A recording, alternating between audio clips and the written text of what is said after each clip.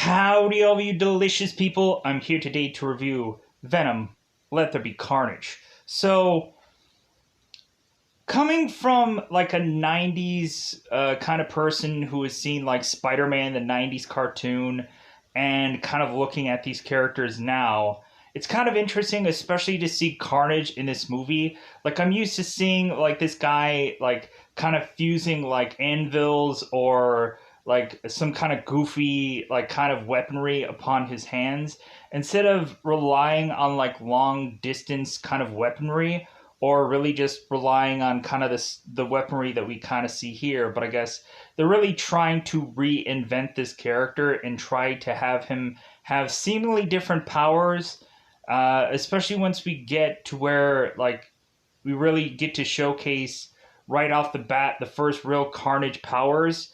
Like I was just like, okay, they're really trying to invent this character or try to change it, which I was like, like I like the '90s Carnage. Like I liked the weapons coming out of the hands. That was fun.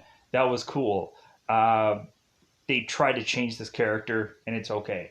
Like I would say overall, this movie is a okay film, a solid okay film. A lot of people will probably only be interested in the end credit scene, and basically the end credit scene would probably make this movie worth watching, because there's this big ooh moment at the end credits. So probably go and watch this just for the end credit scene. Really, in the sequel, they kind of just have a lot of fun with the characters, and like story is not a big thing. Basically they try to do little bits and pieces of Cassidy's story, but of course Cassidy's story is also like really gruesome to not, I guess, be really want to actually have been shown in a live action thing to where there's like an animated sequence that just kind of looks like Birds of Prey that they're doing here. This movie does feel like at points that they are to like steal things from other movies. Like I can't help but go into this movie and feel like I'm watching like Spider-Man 3. Or if I say kind of any other thing, immediately people will exactly know. Like, because there's probably two other things that I could say, but I don't want to say them because immediately people will just be like, oh, like I've seen both of those other movies, and like I know exactly what he means. Or I know exactly what's going to go on in this film, and I want to keep it kind of cryptic in the very beginning here. So, uh, really, there is to be like one really cheap moment that bugged the crap out of me. Uh, that kind of happens in the very early stages of this film, uh, and like really when you have people that are supposed to be a younger variation of themselves, immediately when you see the movie you'll know what I'm talking about. Young people should basically look and or sound like younger person. Let's leave it at that. uh, Shriek is just a character that, in all actuality, just feels there. Shriek is to be the new villain in this franchise. Shriek to me almost seems just like Scream. So it's like Shriek and Scream are almost kind of like the same kind of character. So like they could have just interchanged either one, and it probably wouldn't have exactly mattered. Uh, but yeah, like I think they have way too much fun with these characters, but not fun in a good way. But I kind of like us having this like coming back, where it's like, okay, here's where these characters are now, kind of sequel. And so that's what I can enjoy about this kind of movie, because it kind of is to kind of continue on right where the first movie left off, but it also like on top of that is just be like, well, here's where these characters are now. So it's like a continuation, but also just like here is where these characters are now. So I think everybody had returned from the very first movie, so there's not like that obvious like recasting or whatever. A lot of people, of course, complained about Cletus Cassidy's freaking hair. Who cares? Like they knew that. Like, people obviously knew he wasn't going to keep that hairstyle. Hence why he has a different look in the new posters. Obviously, uh,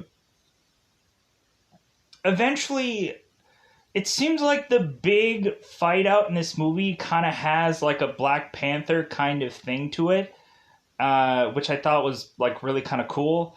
Uh, like I enjoyed the fact that they're like Venom fighting Carnage was to be a very difficult thing because Carnage, of course, is to be known to be an uberly powerful character. Hence, like either in comic books or animated stuff, they would always have to forcibly team up both Spider-Man and Venom to try and take Carnage down because Carnage is way too strong.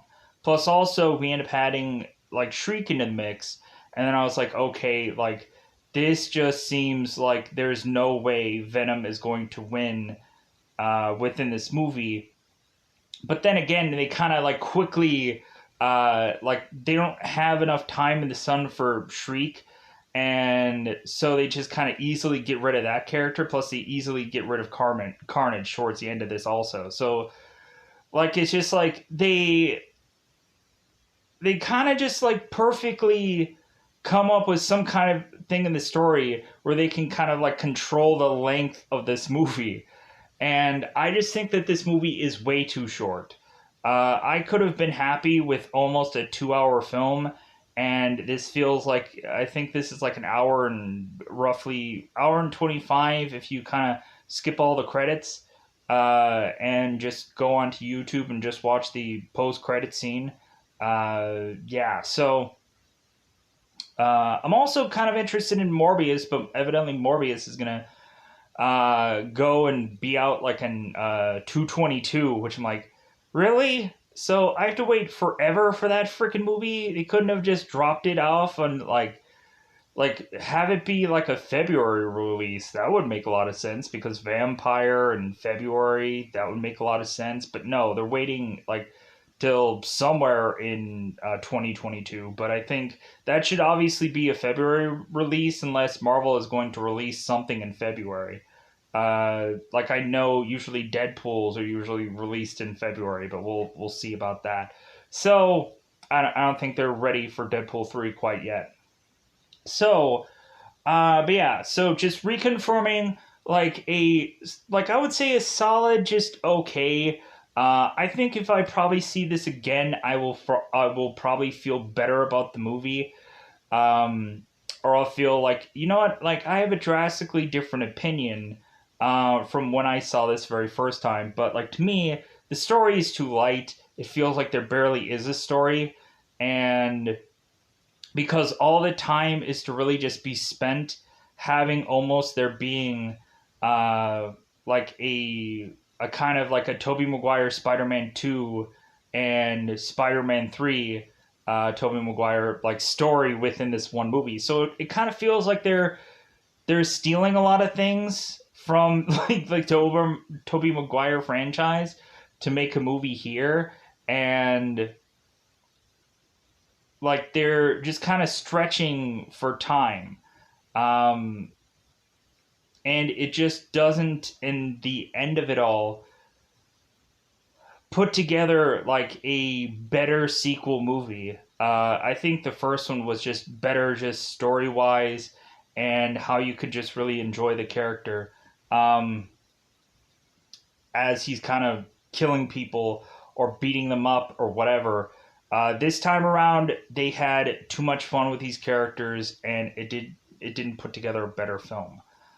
So with that said, that's all I wanted to say about this. Spoiler wise, I think it's about that customary time yet again to go into spoiler time. Spoiler time. It's about that time I'm going to spoil this movie. So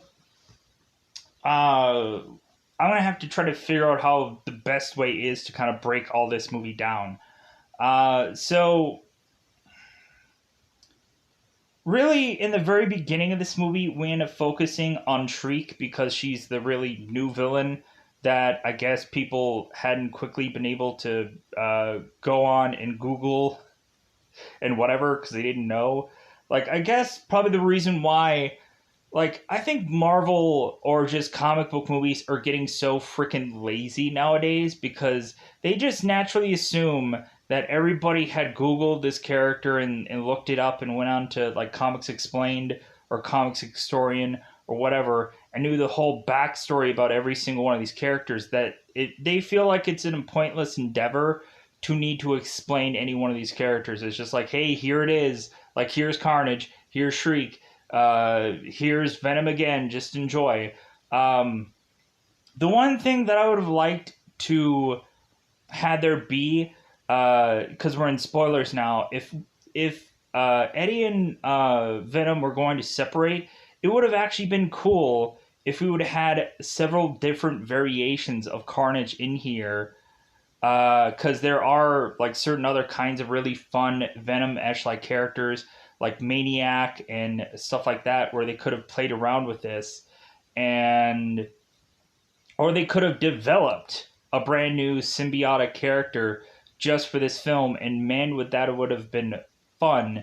Just a temporary little thing of like, oh, let's play around with this character, let's play around with this character. But I'm assuming they desperately need to come up with like to keep it kind of close to the vest. So eventually they'll just kind of like come up with these things for an actual movie, but like Maniac or whoever. But like it was just kind of like it was disappointing or Maniac, something like that. There's a lot of symbiote names. There's a lot of weird ones, but there's also really cool, fun ones, which I wish they would have gone with a little bit more. I wish this was kind of like the Mask comic book, also, where all of a sudden you have kind of Venom kind of going through all these things, and it like creates these very fun and goofy characters. But it just feels like Venom is just kind of thrusting through character to character to character, eventually just to have them all die off, and Venom is taking most of the control, and it was just, yeah.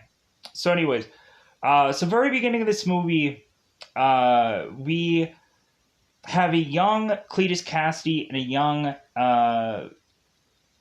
Ference Barrison, who is to be Shriek in this movie. And so what ends up happening is these two are to end up getting separated. And so Barrison is to be taken to this like she's kind of being treated like Magneto, where they end up finding out like what her power is, and so they end up going and putting her into a certain room where she can't use her sound power, her sonic power, and so they end up putting her in some glass room uh, where eventually they just communicate with her uh, via this keyboard, and so there's kind of this back and forth like she has to communicate with the keyboard and the person can just use this microphone to talk into her, but like of course like that's basically neutralizing Shriek's power. So and evidently she's in Ravencroft prison. So uh, and of course Cletus ends up getting sent to San Quentin, uh, and that's where we kind of see him at the very beginning of this film. So we see that both of these people are both a couple, and then they end up getting separated to go to their separate prisons because we end up finding out that Cletus had gone and taken his wheelchaired grandmother within this movie. They end up kind of doing a whole animated skit about it where Cletus is to send Eddie a postcard mentioning about all the horrific things he's ever done, which they do it in a weird animated like thing, which kind of just snuffs out the real like intimidation factor of this character. But like I guess a lot of people just always thought, I guess, that Cletus was just a crazy individual, but I guess they were trying to do it in a creepy animated way for whatever reason. So Cletus ends up in this story. He ends up going and taking his wheelchaired grandmother and chucking her down a flight of stairs, going and taking an electrical item and tossing it into his mother's like bath. But it's weird because this woman was taking a shower at that time, because obviously she was standing up in the tub. How could she still get electrified? I'm confused. Because it looks like she was taking a shower. Like, what was she just getting out of the tub while it was like having water in it? I'm so confused. And then we also had Cletus's father, who ended up beating him into an inch of his life, and so that forced him to go to this foster home. Um, but then I guess since Cletus was to eventually be found that he had killed people, and obviously he was the one to have done it, and I'm sure his father kind of turned him in. Cletus ended up going to prison afterwards.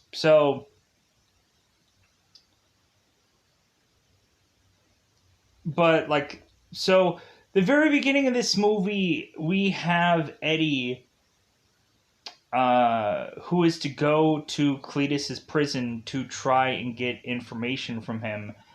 And it seems that Cletus is to consistently give Eddie like these weird cryptic messages or these riddles to have him put these out in the newspaper. Like the first weird riddle that Cletus is to mention is kind of talking about Shriek, and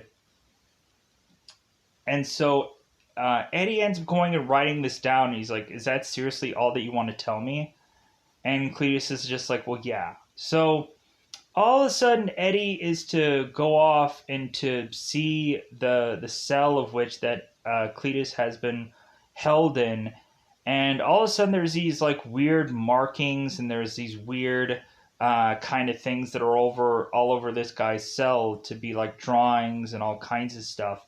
And so Eddie's character Venom is to be very observant to what all this is, and so then Venom redraws all the things out that Cletus had drawn, and so all of a sudden that leads Eddie to supposedly figuring out where Cassidy had hid all these bodies of the people that he ended up killing. Uh, Somewhere in between, I'm sure, either his family, or in between either foster care or going to eventually be in prison. So,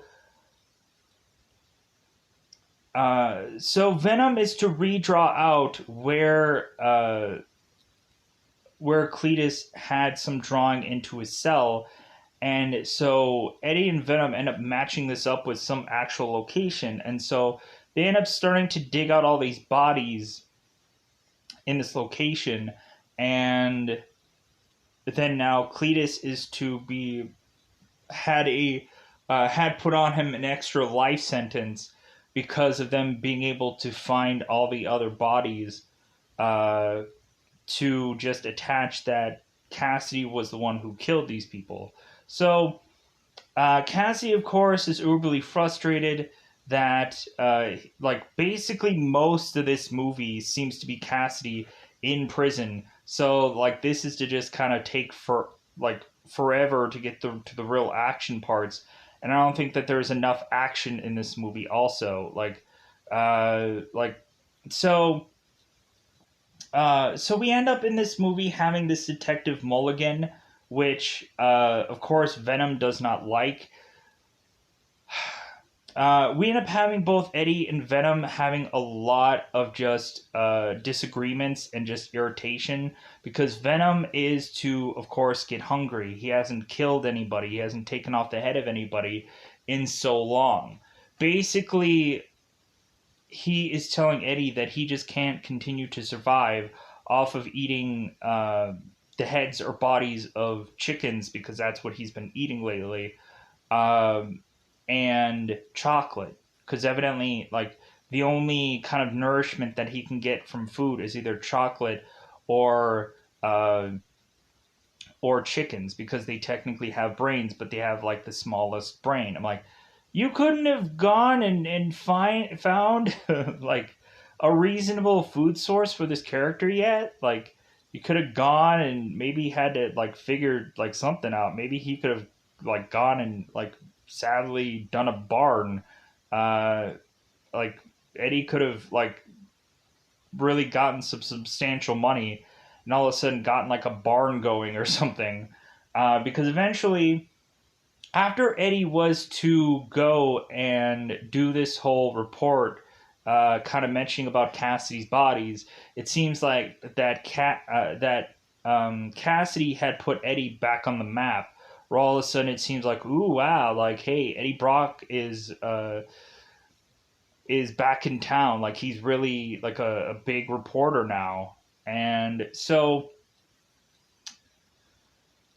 uh, so eventually, what is to happen is we have Venom that is just starting to get frustrated, eventually going out and wanting to, with Eddie, go and fight crime, so that way he can consume somebody. But Eddie's like, no, do not do it. Do not rip off a head, because Eddie is desperately like trying to keep him and Venom like under wraps, and is to try and uh, continue to keep this like whole thing a secret, so that way they don't go into prison themselves, because they're like from what ended up happening after the first movie, like we eventually just have uh reasonably like these people, like both Venom and Eddie, are just kind of like trying to desperately uh like not be outed, but it's eventually just a matter of time before they will be.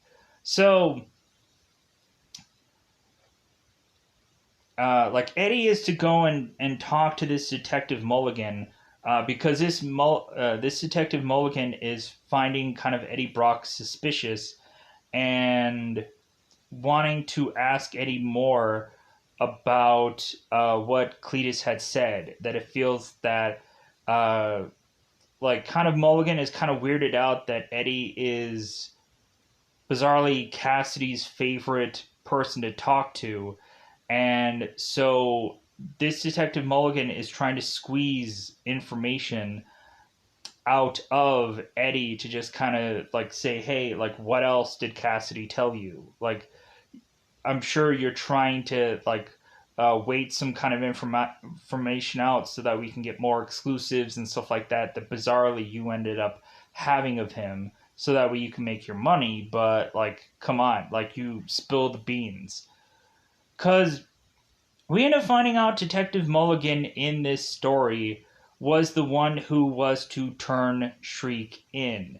And Shriek had attacked Detective Mulligan, and I guess created him to have, like, God, what is the word? Kind of hearing aids. There we go. Because Shriek had basically, I guess, blew out this guy's, like, eardrums, and by kind of screaming at him. And so Detective Mulligan had caught Shriek, and then had to shoot her in the eye, which forcibly had her lose her eye. And so she ends up having a glass eye. So, but also, so Detective Mulligan is to just demand that Eddie give him information. And so Venom is almost wanting to go and attack Detective Mulligan, but Eddie is to thrust himself into the bathroom, which I think is a women's bathroom, and to try and get things with him and Venom under control. While this female is just kind of looking under the stall, just like, okay, like it seems like this guy is like not talking with another person in the stall. Okay, this is weird. So, because it seems like there's two voices there, but she doesn't know where the second voice is coming from. So, uh, so pushing on. So, eventually, what is to happen is that Cletus is to eventually to be put on death row. That he's going to be by lethal injection dead soon, and so Eddie Brock is to see Cletus for like any last words that he is to kind of cryptically, riddly spell out, because this guy has left supposedly a lot of bodies in his wake.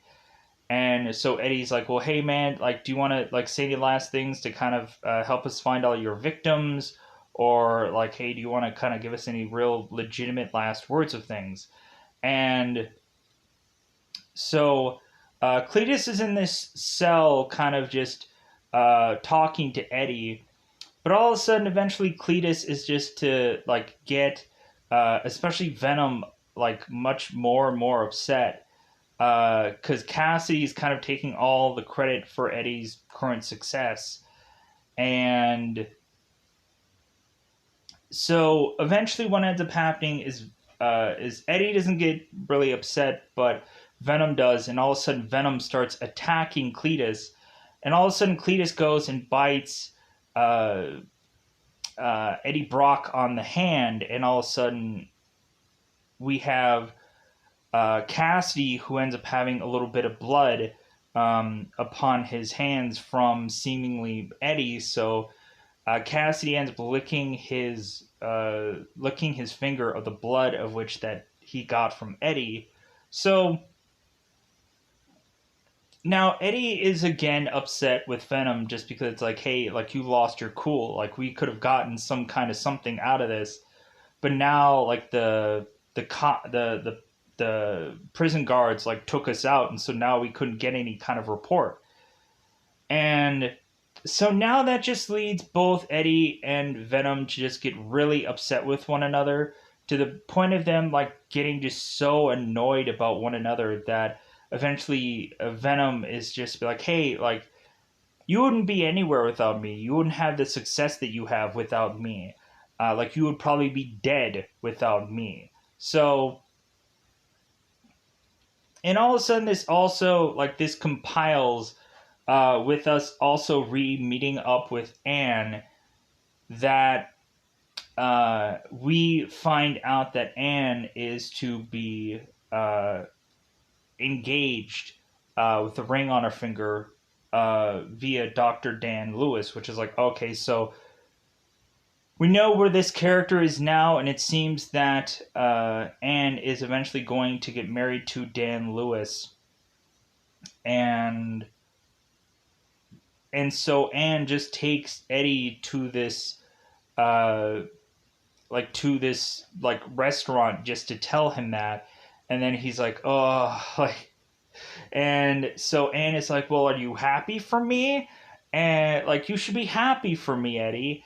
And so Eddie is just like, yeah, just, like he's trying to just be like, yeah, I'm really happy for you, even though he's not. You could tell he's not. Like Venom is even wanting to just like tell and like, dude, just tell her the truth. Tell her we're not happy about this. And Eddie is just trying to like just like kind of, I'm so happy for you. Why did you have to like? You could have tweeted me this. You could have texted me this. Why did you have to tell me this in person? Like, was this like the time of which where it's like, hey, make your move, like to confess your love to her and like try to win her back? But like, I think Eddie is not going to do that because Eddie has Venom, and it's just the fact of like really seeing in the first movie that Anne could be put in jeopardy uh, because Anne technically knows Eddie, but like she'll still be in jeopardy regardless. Plus, it was also really interesting, kind of seeing Dr. Dan Lewis kind of stepping up also in this movie, kind of helping out, so to speak, in this film, and we'll get to that towards the big action sequences. So eventually, after Eddie getting the hard blow of this just real horrible news, Dan is to be on his or Dan Eddie is to be on his Ducati and is to try and motorcycle his way into traffic, like trying to get like into an accident, but and Venom is like, what are you doing? Like like why are you trying to get into an accident?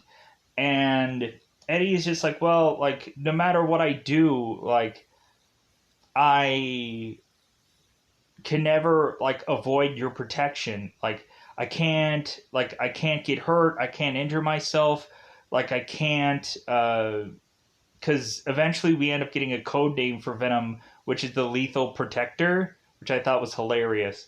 Uh, but yeah, so Eddie can't get injured, and Eddie can't get drunk. Eddie can't do anything to himself to actually like either hurt himself or try to kind of numb the pain because Venom just wouldn't allow it. Like Venom just like will not let Eddie kind of self destruct. So eventually we just get to the point where Eddie just is to desperately want to just get rid of Venom. And like we also end up having like so many chickens in like in the apartment, and bizarrely Venom has names for like the chickens where he's calling them, I think he's like calling them like Sonny and Cher or something like that. And like he can't kill the two chickens that he ended up taking because he's gotten to like give them names, and like he can't kill them off. And so eventually, when finally Venom and Eddie separate, Eddie goes and takes the chickens and takes them off to some statue to just be like, yeah, like you're free now. Like if anything, you guys knew that this wasn't going to be like a lasting relationship. Um, but if anything, before uh, Eddie and Brock separate, like Eddie changes into Venom and takes him to another like rooster or chicken place where he's to go and bite off live chickens because that's all he can do, like besides fight crime and just kind of threaten people. So like it also comes to a head when uh, we eventually have Eddie heading to his normal convenience store to eventually try and get chocolate. And so Mrs. Chen ends up telling him, it's like, well, hey, sorry, Eddie, like we're all out of chocolate. And Venom's like, are you kidding me? Like, come on. And so like here's the weird thing. So in the very first movie, Mrs. Chen was to have this gangster come in for protection money.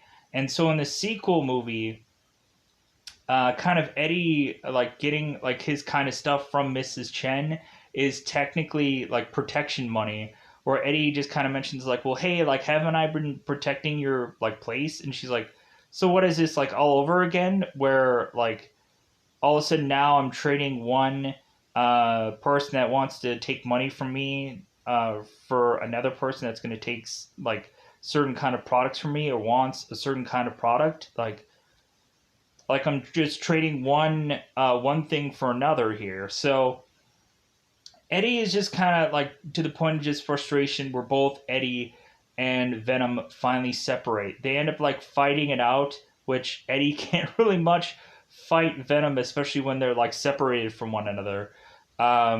Or just like being like a like how basically Venom is just like this head with this long neck, and Eddie is trying to fight it, but how can you? Because the thing is too quick, the thing is too fast. So, uh, so Eddie and Venom separate, and so Venom goes off to eventually find any homeless person or just any person nearby, eventually going into this kind of like rave club that looks like a Halloween rave club where everybody's kind of dressed up in these costumes. And all of a sudden they're looking at Venom and they're like, hey, like, because he, like, Venom is normal Venom, like big, muscular Venom, whatever. And so, like, oh my god, is this like a costume for Japan? And, like, Venom's like, I made it myself. Like it's really funny. So Venom eventually goes on uh, to eventually just keep consuming or consuming like continue to switch from body to body in this party because these bodies just don't last long enough. Uh, because eventually Eddie was like the perfect host, and so eventually when Venom is going to try to find the perfect host, it's not going to work out. Like I remember also in like comic books where like because I started to research like the Venom character and to see where this character eventually progressed to where it's like Agent Venom and stuff like that, where eventually I found out that it was like severely hard to have a symbiote character finding the perfect host, because eventually like if you see especially in the movie where like in the first movie like Venom is to kind of wipe a lot of his hosts out, but like especially in the sequel movie like the hosts are to wipe out even easier. Like it's just the fact that Venom has to find the perfect host, and that usually seems most of the time really just impossible. It is kind of interesting when Eddie is to kind of mix it up with Anne, which is kind of, or Venom is to mix it up with Anne, not Eddie, um, to be like a host body for that temporarily, which I think that's kind of fun. But pushing on, so Venom is in this rave, and so he is to go and steal the microphone from this DJ, and is to eventually say that uh, Eddie was wrong uh, about Venom being able to be out there in a crowd of people and people wouldn't lose their mind or whatever. Uh, that really there's a lot of people who are shouting out like "I love you," and Venom's like "I love you too, person." Like, where he was like Venom is doing this whole speech uh where he eventually is to like mention that like he thinks that he can like be a part of this world and find common ground and be able to, even if it's just once a year, especially during Halloween, that eventually he can go out and be like be kind of one with people, that they aren't going to look at him and go running. um because we've kind of gone to a place now where people have accepted the weird and accepted the wild and whichever. Uh,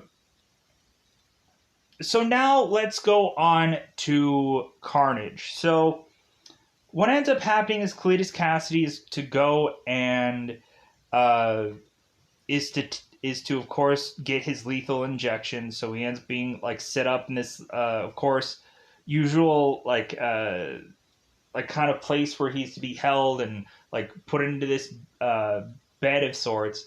And so they of course ask Cletus like, "Hey, what's like the last thing that you want to say before you end up dying?" And like he ends up like muttering this kind of weird thing, but then he also tells the people like, "Hey, enjoy the show." Like I don't think that they make this character like quite like scary enough or gruesome enough or whatever. Like I just don't think there's enough of this character here, but like I don't know. Like I don't think that this character is crazy enough. Like when you really look at like 90s Spider-Man when you had Carnage in there, like yeah, that voice of whoever was Carnage was really annoying. Let's say that it was a little too high pitched, the voice, but like at least that character seemed demented or crazy enough where like they kind of like just don't make this character, like it just seems like this character is just not that like full of energy like you would assume that he would be, or like you wouldn't like you like you can't really make the assumption or assessment that this character is really and truly crazy, because there's also just not enough story to back that up.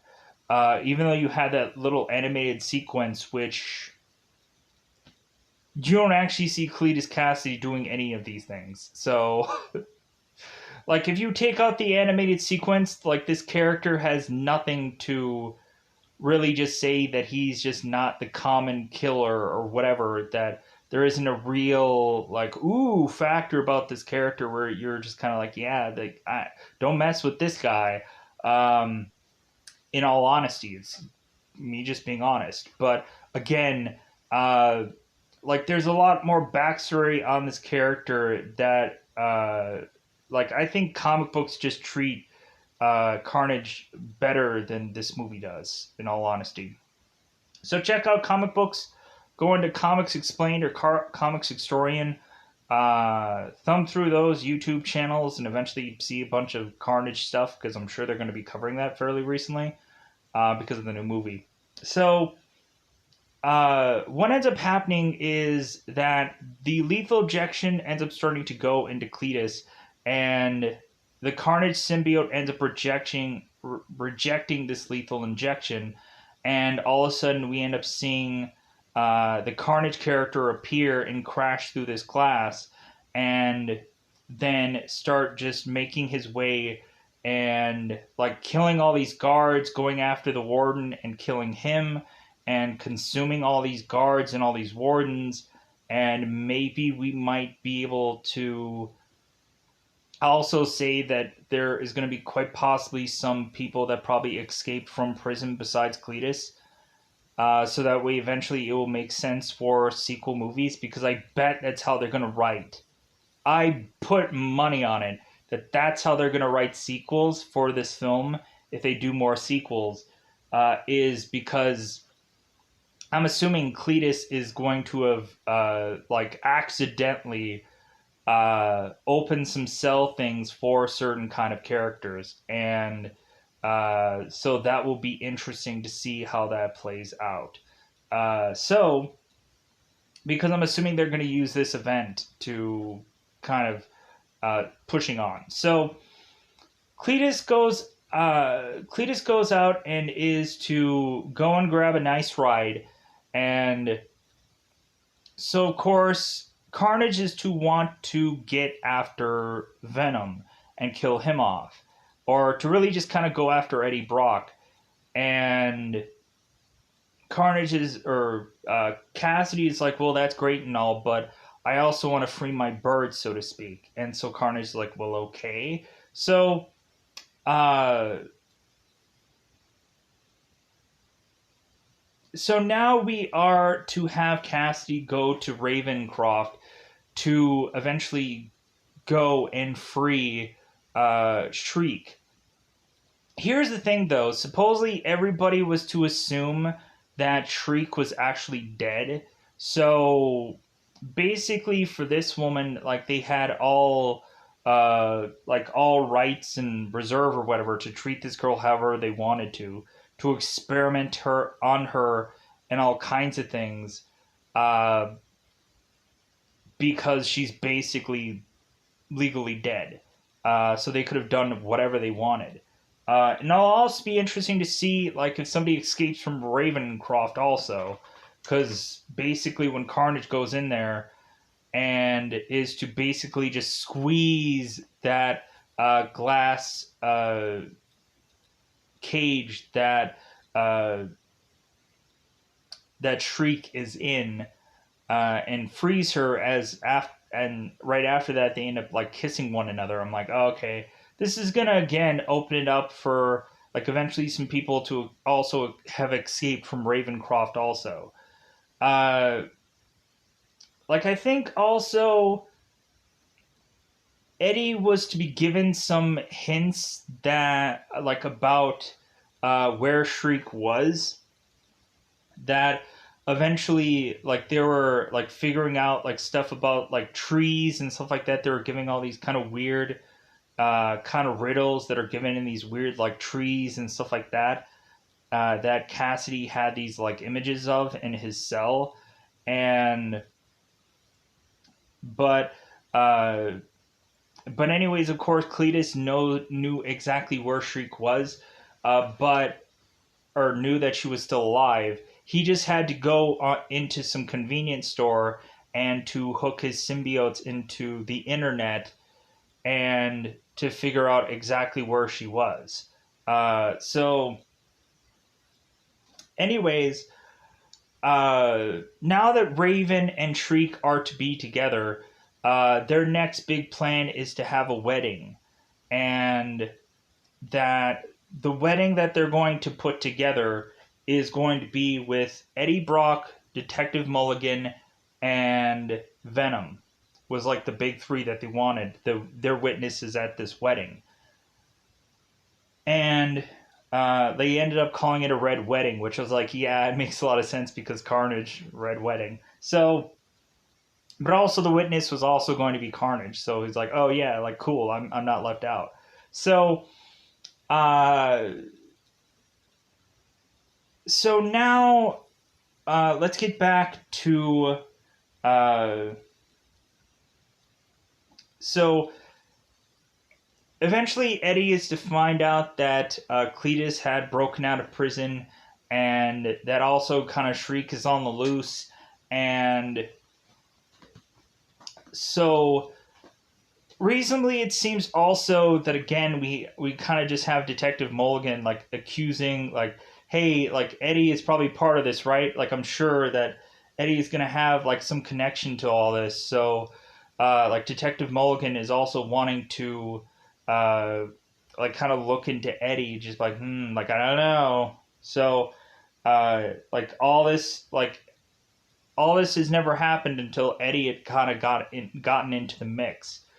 And plus, also, it seems that whenever Eddie is to be around, we also have these monsters. And so, like, Detective Mulligan is kind of connecting these two, or connecting the two together, where it's like monsters and Eddie are not a good mix. But what ends up happening is uh, we end up having Detective Mulligan ending up getting nabbed, and so uh, now Cletus is to kind of leave a calling card to Eddie to say it's like, hey, if you want to come after me, like come to this church. Like another kind of like weird uh, kind of message sent to Eddie. So, but Eddie of course doesn't have the symbiote, so he's like, oh crap, I gotta go and find the symbiote. But the symbiote ends up kind of finding him. So uh, eventually there is to be the symbiote that is to kill off his host and make it to Mrs. Chen's convenience store or whatever. So Mrs. Chen just decides to be the host for Venom until Eddie Brock comes back to this place. But instead of Eddie coming back, Anne and her fiance ends up coming back to this place, and so all of a sudden, eventually, Anne is to talk to Miss Chen, and eventually realize that like Venom is in Miss Chen. So now Annie is to talk to Miss Chen and just like, okay, like I think it's time for you to like come with me, and like I'll give you back to Eddie. Like I'll get you what you want, because it seems that Venom hanging out in Mrs. Chen isn't gonna do all that well for very long.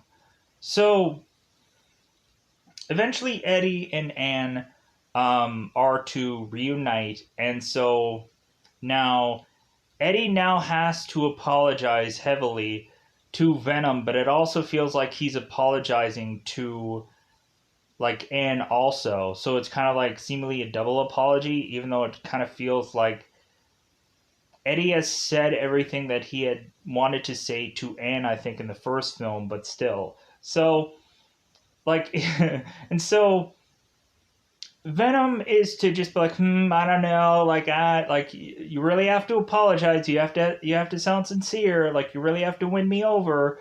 It's like flowers and candy and everything like that. Like so, like Eddie is to mention that he was a loser and that like he was nothing without Venom, and and so like he's really trying to like say that he didn't really listen to Venom and he should have. And so eventually what ends up happening is Anne and Eddie are to hug, and all of a sudden the Venom re goes back into Eddie. But then so Venom tells Eddie that Anne and him should kiss, so that way so that way he can come up with some reason to kiss her again. But uh, but Eddie just refuses to do that, realizing that like basically Dr. Lewis is watching on as they're kind of they're doing this. So Eddie gets in the back of the car, and so they decide to drive off to uh, make it to this uh, make it to this wedding, and so eventually what ends up happening is Anne is to be taken and to be kind of just held like hostage in this kind of coffin thing, and like eventually when we get to this wedding part. So Eddie is to mention that Venom's weakness is sound and fire, and there is to be an obvious moment where Cletus is to rescue Shriek, and Shriek is using her power to try to take down these helicopters, which is a really cool action sequence. Like, it's probably the only real cool action sequence besides the end fight, because there's very few action sequences in this film. So the big interesting action sequence is like Venom or Carnage, who is using his power to kind of have this car like float in the air, while Carnage is trying to take out like all these like police helicopters and all these things, trying to prevent like both these characters from leaving. Shriek ends up using her powers, and then that ends up weakening Carnage to where Carnage ends up telling Cassie, it's like, dude, if she does that again, like her head off. Like I like I'm not gonna put up with this girl like basically trying to hurt me. And because it gets to a point where Carnage does take over Cassidy, and it seems that Carnage is a much more villainous character than Cassidy really is, and it gets to the point where uh, we're during this whole like fight out where like we end up having so wait, let's back up a little bit. Let's get to the legitimate fight. So Eddie goes to, of course, the church, and like it seems that Venom is just to appear, but then Venom goes back into Eddie, and then Eddie's like, "What the fuck? Like, hey, like, let's get out here. I feel a little vulnerable without you being out here." And so Venom is like, "No, no, like." So eventually, Carnage and Eddie, or Carnage and Venom fight it out, and because Venom decides to go back and form up, and so he's like, "Oh, thank God." So eventually, what ends up happening is they end up using like the church bells to eventually neutralize both these people's powers. So both Eddie and Cletus have to fight it out now, and like that's the thing that I liked about here was like they changed it up to where it's not just like whereas like Riot and Venom where they were just doing it straight up with just the just the symbiotes, and that's all that really mattered. So there was kind of a mixing it up there. So and plus also they kind of neutralized their powers to be because they're one and the same. So what ends up happening also is Dan Lewis is to come in and to eventually get some gasoline and like a torch to eventually help out Eddie by trying to torch Carnage, which was like, okay, so like we didn't get the sound, but we got the fire part of it. So eventually, when the bell just continues to ring, eventually they go and Carnage is to rip out the bell part to where it stops ringing, so that way they can like fight as both Venom and Carnage. So, like I'm almost talking the length of this movie, so I'm trying to get this done as quickly as possible. So, eventually, what happens is that Shriek is going after Detective Mulligan to do the whole old saying, an eye for an eye, because since he took one of her eyes, she's going to do the same thing to him. But eventually what ends up happening is that uh,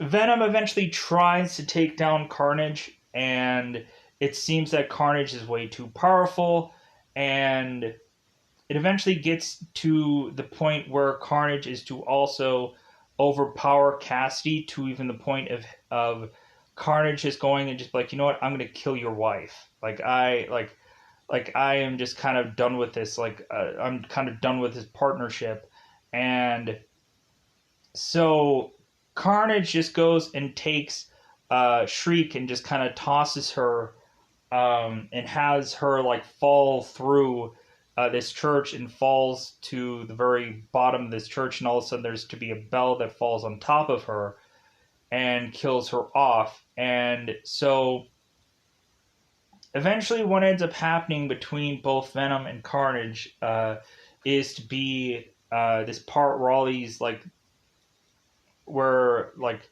they continue to fight, and all of a sudden, eventually, all this church building rubble starts to fall on top of them, and so eventually, Eddie and both Venom and Eddie are to be stuck under this rubble, and so now they're kind of like either both Venom and Eddie are thinking that they're going to die, but Eddie is to kind of tell Venom it's like, no, we need to work together because like we are lethal protectors. And so they end up like muscling up this big rock piece because at first Venom is to mention that it's too heavy, and so they end up working together and to lift this stuff over. But like Carnage is also to have some bits of rubble onto him also, but Venom is to take every bit of Carnage away from Cassidy and just eat and consume the Cassidy symbiote. Which I'm like, well, why didn't Venom do that before in the first movie? Because if there was an easy solution to just like eat these symbiotes, why didn't he do that before? And plus, also, like, wouldn't that have made Venom a much more stronger symbiote? But I guess not, because technically Carnage is way stronger than Venom is. But I guess not. So, uh, so what ends up happening at the end of this is that Venom decides to go and eat Cassidy's head. So obviously Cassidy's not going to come back and do another Carnage thing, whatever. It's not all of a sudden we're gonna have like the symbiote 6 or something like that that comes back later on. No, this Cletus Cassidy character is to be dead. Maybe at some point we might get some other kind of symbiote or whatever. Maybe somebody's gonna stab or whatever Eddie Brock and get some blood out of him and like become another symbiote. But I guess Shriek isn't going to be becoming a symbiote anytime soon. So like she's not going to be becoming like Scream or anything like that. But who knows? Uh, Scream and Shriek aren't the same thing. Blah, blah, blah. Like I'm sure maybe Shriek will end up finding out that well they killed her off too. They killed both of them. They killed both Shriek and Cassidy off. So like Shriek isn't going to have a baby anytime soon. That sucks. Anyways, so maybe they'll have to reinvent that character. I don't know. So, pushing on. So, eventually, to wrap this up in a nice, neat little bow, like we have Eddie, who of course saves Anna, and then eventually they go on, and so.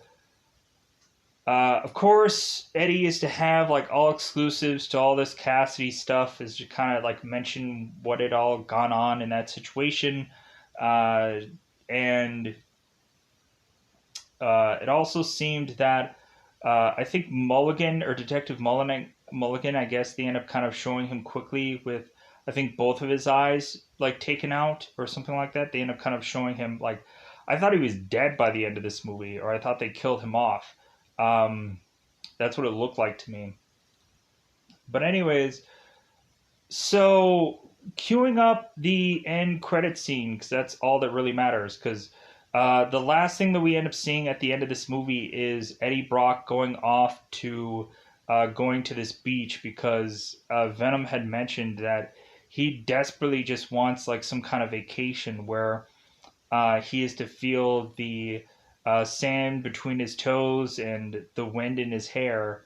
And so you just see these characters going off to this beach. And so Eddie is to mention to Venom, it's like, well, I guess you aren't going to see like any like wind in your hair because you don't have any. But because that's the kind of joke that like was kind of going on in the early part of this. But so both of them end up going off to this like beach vacation, and so the post credit scene.